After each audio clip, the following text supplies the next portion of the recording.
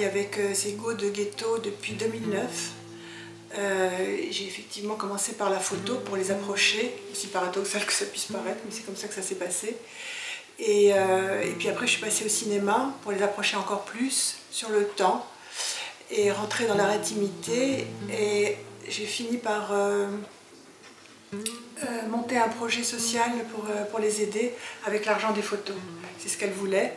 Donc il y a une dizaine de filles qui sont rentrées dans un projet qui est devenu le dernier enjeu du film aussi, qui raconte l'envie féroce de ces filles de s'en sortir.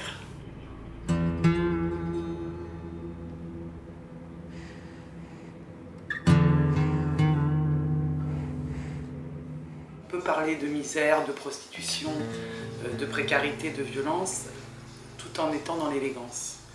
Et ça, je pense que c'est aussi un point très fort du film. Moi, en tout cas, c'est ce qui m'a donné envie de le promouvoir, de le distribuer, d'où aussi le besoin de moyens, puisqu'il y a les frais techniques des sorties, il y a la promotion du film, faire un film annonce, acheter de l'espace publicitaire, payer un attaché de presse, faire des projections de presse.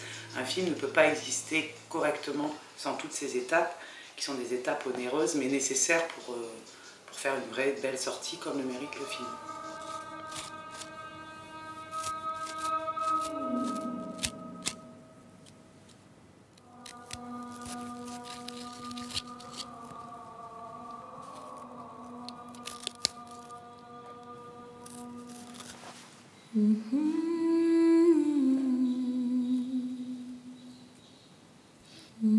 Ce que j'ai trouvé justement très beau dans le film et très même politiquement fort et intéressant et très différent des images communes qu'on peut avoir de la misère, de l'Afrique, de la prostitution, de la faiblesse des femmes, c'est d'une part que ces femmes, ces go, c'est qu'elles sont en même temps libres, elles ont une grande force de liberté et en même temps elles sont soumises.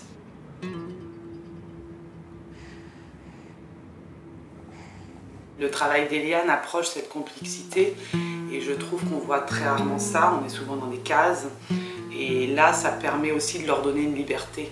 Et la beauté des photos dans un premier temps, ensuite relayée par la beauté du cinéma qu'Eliane intègre dans leur vie, leur rend une certaine dignité.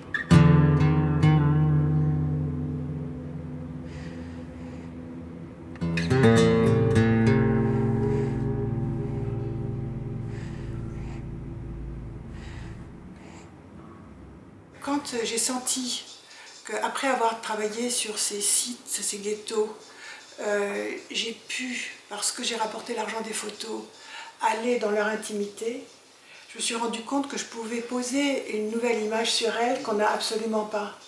Une image à l'inverse de cette image de hurlante, violente, fille du malheur, etc.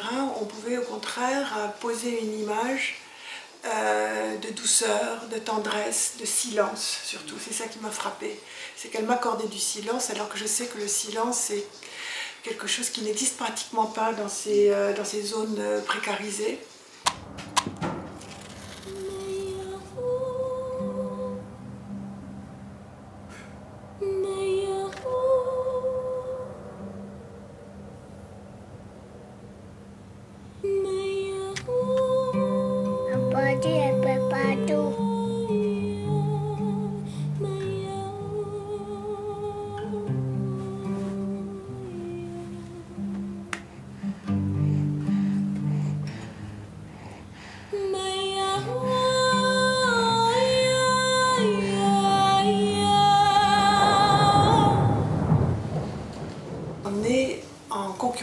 Avec des centaines de films, 20 films par semaine, c'est ça? C'est une moyenne de 20 films par semaine, des petits, des gros, des moyens, et tous à la même enseigne vis-à-vis de l'accès aux salles, et évidemment pas égaux vis-à-vis de nos moyens pour promouvoir les films et les rendre visibles.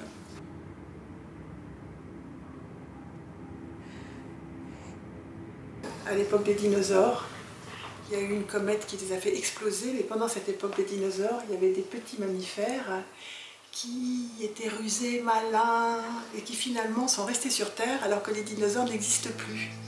Ils ont tous éclaté. Donc on est des petits mammifères. Oui, qui ont besoin D'herbe verte. D'herbe verte. D'herbe verte, hein, pas d'herbe tout court. Non, d'herbe verte. D'herbe verte.